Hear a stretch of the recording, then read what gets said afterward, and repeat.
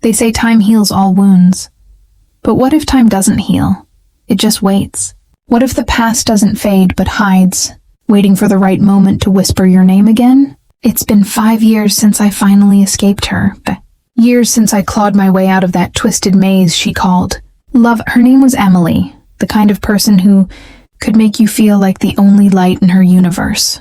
Right before she blew out the candle, she had this way of smiling when you were hurting, of apologizing without ever meaning it. Every argument ended the same way. Me apologizing, her smiling. By the time I walked away, I wasn't even myself anymore. I was her echo, drained, small, afraid of my own shadow. Therapy helped. Friends helped. Silence helped most of all. I rebuilt myself piece by piece. I started painting again. I started laughing again. I even started to believe that maybe she was gone for good, until last month. That morning was ordinary. Coffee, emails, the usual. Then I saw it. A small brown package sitting on my doorstep. No return address. Just my name, Mary, written in that same elegant, needle-sharp cursive that once filled the notes she used to leave on my mirror. For a second, I couldn't breathe. It was impossible. My mind screamed 1,000 excuses. Maybe someone was playing a cruel joke. Maybe I was imagining it, but my body remembered. That handwriting was hers. There was a tag tied with a black ribbon. 7 words. For all the things I should have said, I should have thrown it away. Every instinct screamed at me to run, to pretend it never came. But curiosity, that cursed human curiosity, won. I took it inside. The box itself was strange. Beautiful even. Dark carved wood, vines etched into its surface like something ancient, almost ceremonial. It was cold to the touch. Heavy. I sat at my kitchen table, heart pounding like it wanted to escape my chest, and slowly lifted the lid. Empty. Just deep velvet darkness. No letter, no trinket, nothing. I laughed, a sharp, bitter sound. Of course, even from beyond the grave, she was still playing games. I set it on the bookshelf, a quiet little tombstone for a ghost I refused to resurrect, and tried to forget. But forgetting never worked with her. The next morning, I noticed it. A single folded piece of white paper sitting in the middle of the box. I froze. I knew, absolutely knew. It had been empty before. My apartment was locked. No one had been in. Hands shaking, I reached for it and unfolded the note. In that same sharp cursive, I'm sorry for making you feel small at that dinner party with your friends. The dinner party. 7 years ago, I remembered every second of it. How she made jokes at my expense. Each one a knife disguised as laughter. I'd told her later that night in the car, "You made me feel small." I had forgotten that moment, but she hadn't. That night, I didn't sleep. The next morning, another note. "I'm sorry for reading your journal." She had always denied that. Always. And I had believed her, because that's what I did back then. But here it was, an admission, a confession written in impossible ink. By the 3rd day, I didn't even pretend to resist. "I'm sorry for lying about where I was that night. I'm sorry I told your mother you broke her vase. I'm sorry I made you quit painting." Each note was a scalpel, slicing open a wound I thought had long healed. And yet, somehow, each cut came with a strange relief. For the first time, I wasn't crazy. The gaslighting, the manipulation, all of it had been real. But then came the note that changed everything. Saturday morning. The box sat silent on the shelf. I almost didn't look. But something, a whisper of dread, pulled me toward it. A new note lay there. "I'm sorry for watching you while you slept." I dropped it. The paper fluttered to the floor like a dead leaf. My breath came shallow, my pulse loud in my ears. I remembered those nights, waking up, feeling eyes on me, seeing her lying beside me, eyes closed. I had always told myself it was a dream, but it wasn't. The next note came hours later. I'm sorry for putting that keylogger on your laptop. And then another. I'm sorry I followed you to work that day you said you were sick. That's when the fear began to outweigh the curiosity. This wasn't closure anymore. It was intrusion. A haunting that knew too much. I decided to get rid of it. That night, under the dim light of the hallway lamp, I carried the box outside, past the sleeping apartments, and dropped it into the dumpster. I watched it disappear beneath the trash bags, its dark wood vanishing like a bad dream finally ending. For the first time in days, I felt peace until the next morning. It was back, sitting exactly where it had been on the bookshelf, pristine, polished, and inside. One new note. I'm sorry you tried to throw me away, I screamed. I actually screamed, raw, loud, and desperate. But it didn't matter. No one heard. No one ever did when it came to her. That's when I realized, whatever this was, it wasn't over. It had only just begun. The hammer slipped from my fingers. It hit the patio floor with a hollow clang, but I barely heard it. The dark wood of the box gleamed in the morning light, smooth and untouched, as if nothing had happened. Not a scratch, not even a dent. I picked it up again, more cautiously this time, my hands trembling. It was heavier now, or maybe I was weaker. The weight felt like a verdict. What are you? I whispered. My voice sounded small, fragile, like a child's. The box said nothing. It never did. Only the notes spoke. I left it on the shelf again, like a challenge.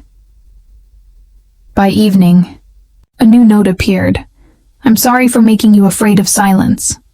I almost laughed, a bitter, hollow sound. Silence had been my only refuge after her, but even that apparently had been a gift she'd stolen. I folded the note, slipped it into the growing stack in my drawer, and told myself I'd call someone. Anyone. Maybe a priest. Maybe a therapist. Maybe both. But I didn't. Because some part of me, the same part that had once loved her, wanted to see what came next. The box didn't disappoint. The next morning, a new note waited. I'm sorry for what the man on the bus is about to say to you. I frowned, reading it twice. It was the first note that wasn't about the past. It was about something that hadn't happened yet. I slipped it into my coat pocket and tried to shake off the unease. An hour later, on my way to work, the bus lurched suddenly. A man spilled his coffee and turned on me with eyes full of sudden, irrational rage. Watch where you're going, you idiot, he snarled. I stared at him, stunned. I hadn't moved. I wasn't even close to him. The note burned in my pocket like a coal. By the time I got off the bus, I was shaking. By the time I got home, I was terrified. There was a new note waiting. I'm sorry for the flat tire you're going to get this afternoon. I didn't even want to check. But at 3:17 p.m., when I left work, my car was leaning on its rim, the front tire hissing softly where a nail had embedded itself. That night, I sat at the kitchen table, the box in front of me like some malevolent pet. You're not real, I said to it. You're a trick, you're... something. Another note appeared, as if it had been waiting for me to finish. I'm sorry for putting the keylogger on your laptop. I shoved the box across the table. It didn't even shift. It was heavy as a coffin. I started to wonder if I was losing my mind, hallucinating, dreaming. But then my phone buzzed. A text from an unknown number. Stop fighting it. I dropped the phone. My pulse hammered in my throat. The text vanished as soon as I tried to screenshot it. Gone. Like it had never been there. That night, I dreamed of her. She was standing at the end of my bed, pale and silent, the black ribbon from the box tied around her wrist. When she opened her mouth, a folded note slid out and fell to the floor. I woke up gasping. The note was real. Lying on the floor, just where it had fallen in the dream. I'm sorry for what's coming next. I stopped reading after that. For 2 days, I ignored the box completely. I shoved it into a closet, buried under blankets and old coats, and locked the door. I stayed with a friend, slept on her couch, tried to pretend I had a normal life. But when I came back, it was on the bookshelf again, waiting, always waiting. And there was a stack of notes inside, dozens of them, each one folded, each one waiting like teeth. I unfolded the top one with numb fingers. I'm sorry I dented your father's car and let you take the blame. Beneath it, another. I'm sorry I told all our friends your novel was just a stupid hobby. Another. I'm sorry your boss is going to lose that important file. My breath came fast. Shallow, it wasn't just the past anymore. It wasn't just her crimes. It was everything, past, present, and future, all tangled in this box, and I couldn't get rid of it. I couldn't even break it. By the end of the week, I was checking it every hour, like an addict. My life became a series of apologies I hadn't asked for. The box was dictating my days, even my dreams. I started to feel her again. Her presence, the way she used to look at me from across a room. Except now she wasn't in a room. She was in the walls, in the quiet, in me. Finally, I snapped. I dug through my old contacts, my fingers shaking, and found her number. Disconnected. Her social media, gone. Desperate. I called one of our old friends. Hey, I said, trying to keep my voice steady. This is going to sound crazy, but do you have her new number? I need to talk to her. It's an emergency. There was a long, heavy pause on the other end. Mary, my friend said slowly. She's dead. The word felt like a gunshot. Dead? My voice cracked. No, that's when? A year ago, he said. Car accident. It was awful. I thought you knew. I hung up. Without saying goodbye, she was dead. And yet the box was still here. I turned toward the shelf. New note waited inside. I'm sorry I died. I don't remember. Sitting down. 1 second I was standing in the kitchen, the phone slipping from my hand, and the next I was on the floor, knees drawn to my chest, staring at the note. I'm sorry I died. The words were elegant, careful, even apologetic, the kind of script she used for love letters back when we still believed in love. I wanted to burn it. Burn the whole box, scatter the ashes, salt the earth. But deep down, I knew what would happen. It would just come back. I don't know how long I sat there. At some point, the clock ticked past midnight, and the apartment grew cold, but I couldn't move. The box sat silent on the shelf, its carved vines twisting like frozen snakes. Finally, with trembling fingers, I reached inside. Another note waited. I'm sorry. I was thinking of you when I died. I was holding this box. I clapped a hand over my mouth to stifle a sob. My chest ached with something deeper than grief. Something like recognition. She had tied herself to me in that final moment. Her last thought, her last breath, was mine. The next note was waiting before I even unfolded the last. I'm sorry the sky is red here. I stared at the words. Here. I unfolded another. I'm sorry the people here don't have hearts. They just have empty spaces. My stomach turned. This wasn't about me anymore. These were dispatches. Postcards from whatever hell she had landed in. That night, I didn't sleep.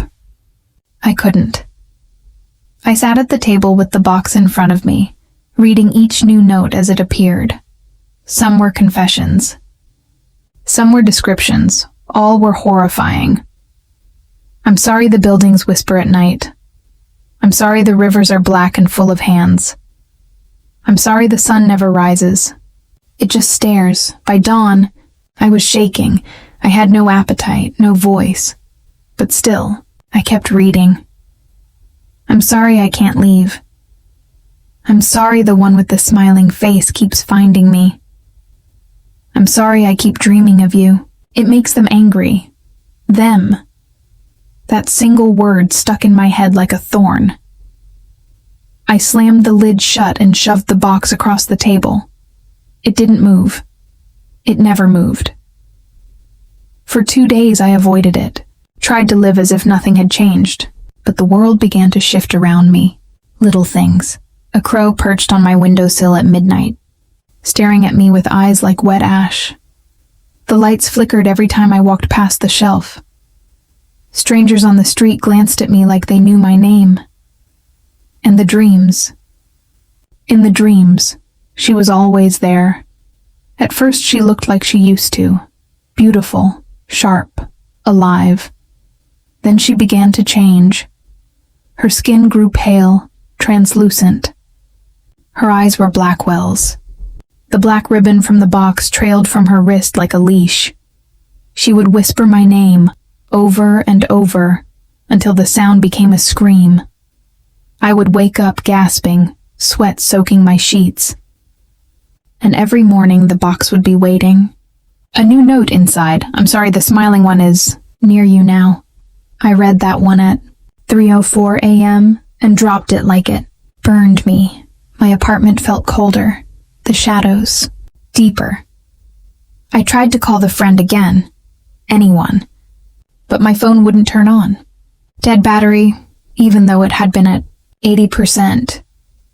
Every clock in my apartment stopped at the same time, 3:04. Another note appeared. I'm sorry, the tether is stronger. Now, my hands shook so hard I could barely unfold it. What do you want from me? I whispered to the box. What are you trying to do? Another note slid out by itself. I'm sorry. I'm trying to warn you. For a moment, everything went silent. The air in the apartment felt thick, like water. Then, from somewhere deep inside the box, I heard a sound, a faint, steady rhythm, a heartbeat. I backed away, my spine pressing against the wall. The sound grew louder. It wasn't just the box. It was inside my own chest, syncing with my heartbeat. Faster, faster, until it became one sound. I covered my ears and screamed. When I opened my eyes, another note was waiting on the table. I'm sorry. He's already there. I spun around, heart hammering. The apartment was empty, silent. But I could feel it. A presence just outside my vision, smiling. The apartment was too quiet. Every tick of the clock sounded like it was echoing from somewhere underground. I could still hear that phantom heartbeat in my chest. Steady, deliberate, as if the box had slipped beneath my skin. I spent the morning pacing. Coffee went cold on the counter. I couldn't sit still. Every time I glanced at the shelf, the carved vines seemed to twist just a fraction, like they were reaching. I told myself I was imagining it, but the air around the box shimmered, faint and distorted, the way heat rises off asphalt. I needed to understand it.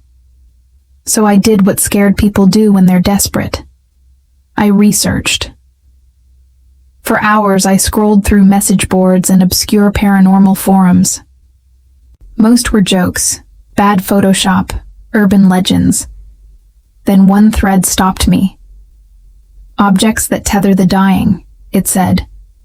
According to the post, When a person dies with unfinished guilt, real guilt, not regret, the last emotion can bind itself to an object they love.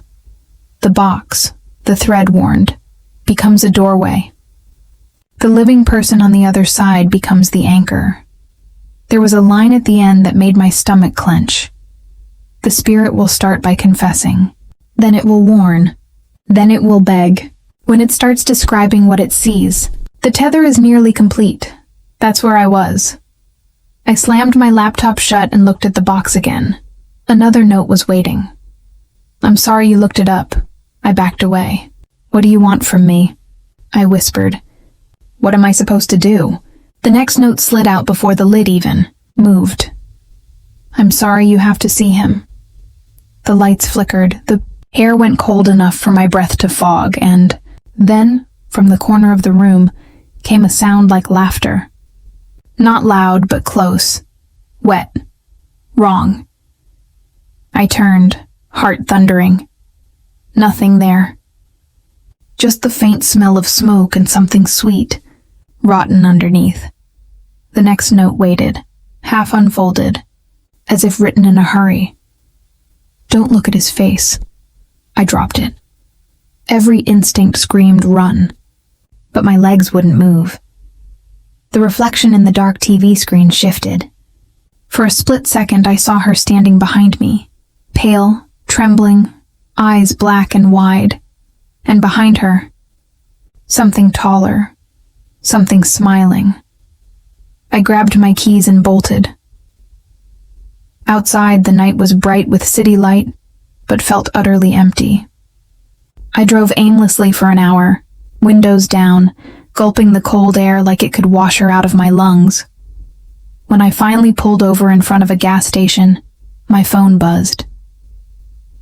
Unknown number. One message. He doesn't like distance. The phone screen flickered and died again. When I got home, the box was sitting on my kitchen table. I hadn't left it there. A new note waited. I'm sorry. He followed you. That night, I didn't sleep. I sat on the floor with every light in the apartment on, watching the shadows shift under the furniture. Around 3, a whisper brushed my ear. A woman's voice, hers. Mary. He smiles when you notice him. The temperature dropped. My breath fogged white. I turned slowly toward the shelf. The box lid was open. Inside, instead of paper, there was something else. Dark liquid, rippling like ink. I could see through it, and what I saw on the other side wasn't a room. It was a landscape of red sky and endless black water. She stood there, waist deep, the ribbon around her wrist stretching off into the distance. She looked right at me. Help me, she mouthed. The liquid rippled, and behind her a shape rose, tall, thin, impossibly wide grin splitting its face. Her eyes widened with terror. She reached out. The box slammed shut. My ears rang with the sound. When I dared to open it again, there was a single note inside. I'm sorry. The smiling one knows your name. I didn't remember falling asleep, but when my eyes opened, it was still dark. Every light I'd left on was dead. The apartment hummed with a low, throbbing sound, like electricity underwater. My breath came out white. The box sat in front of me, lid open. No notes this time. Just the dark liquid, still rippling like a small black ocean. On the floor around it, thin lines had appeared, curling and branching like veins. They glowed faintly, pulsing with each heartbeat. My heartbeat. I crawled back, palms slipping on the floor. But the veins followed me, growing from the box like roots. A whisper filled the room. Her voice, frantic now. Mary, listen. You have to end it before he crosses over. You have to burn it. I scrambled to my feet. How? Tell me how. Another voice answered. A voice I didn't know. Low, warm, and too close. Don't listen to her. My stomach turned to ice. I didn't dare look up. but in the reflection on the window I saw it. Tall, thin, a face carved into a smile that never moved. Its eyes were empty holes, but I could feel them on me. "She's lying," it whispered. "She wants to stay. You're the anchor. She'll drag you here. If you burn the box, you burn her. You burn yourself." My pulse pounded in my ears. The box pulsed with it. Her voice again, desperate. "Mary, please, don't listen. It feeds on the living. It lied to me. It wants you too." I staggered to the kitchen, fumbling for the lighter I used for candles. My hands shook so hard I nearly dropped it. The smiling one moved closer without moving. Just a shift, like the room folded. The temperature dropped until frost spidered across the cabinets. "You think fire can touch me?" it said softly. "Do you know where fire began?" It chuckled. A sound like glass breaking. Another note appeared in my hand, though I hadn't touched the box. My fingers unfolded it automatically. "I'm sorry. I left the truth in the bottom." I looked into the box again. Beneath the black liquid, something glimmered. A tiny brass key, etched with the same vine pattern. Her voice whispered, "Unlock the underside." "That's where he hides." I flipped the box over. The carvings on the bottom twisted, rearranging themselves into a tiny keyhole. My hands moved before my mind could stop them, sliding the key in. The air in the apartment roared. The smiling one's voice went ragged. "Don't do that." I turned the key. The black liquid drained out like smoke, leaving behind only paper. Hundreds of notes fluttering like dying moths. The tether around my chest loosened. But then I heard her scream. I looked down into the box. She was still there, kneeling now, the ribbon coiled tight around her throat. The smiling one stood behind her, grinning wider, its hands on the ribbon. "Take my place," she mouthed. The room swam. My vision blurred. My body felt like it was being pulled forward, down, into the box. The black water rose up again, swallowing my hands, my arms, cold, endless. Her voice came through once more, faint and echoing. "Break the ribbon." I grabbed it. The ribbon burned my palms like ice. The smiling one hissed. I pulled harder. The ribbon snapped. A sound like a thunderclap filled the room. The box exploded in a shower of black ash. The smiling one shrieked, no longer a chuckle, but a scream that split the walls. And then, silence. I was on the floor, coughing, clutching my burned hands. The box was gone. The apartment was still, warm again. On the table sat a single note written in her handwriting. "I'm sorry. You're free now." Tears blurred my eyes. I didn't know if she was gone forever, or if she'd escaped, or if she'd simply ceased to exist. But the tether was gone. The air was clean. For the first time in weeks, I could breathe. I stood up slowly. My hands still shook, but the heartbeat was mine again. Outside, the sky was just sky. I turned to leave the apartment, and that's when I saw it. On the shelf where the box had been, a new object sat. Small, harmless looking, a folded piece of paper, no note inside, just a single black ribbon. It took weeks before I could sleep through the night. The burns on my palms healed into thin silver scars that looked almost like vines. Sometimes I'd catch myself tracing them, half expecting to feel the pulse of that other heartbeat. But there was only silence. I moved apartments. New address, new furniture, new everything. No shelves. No boxes.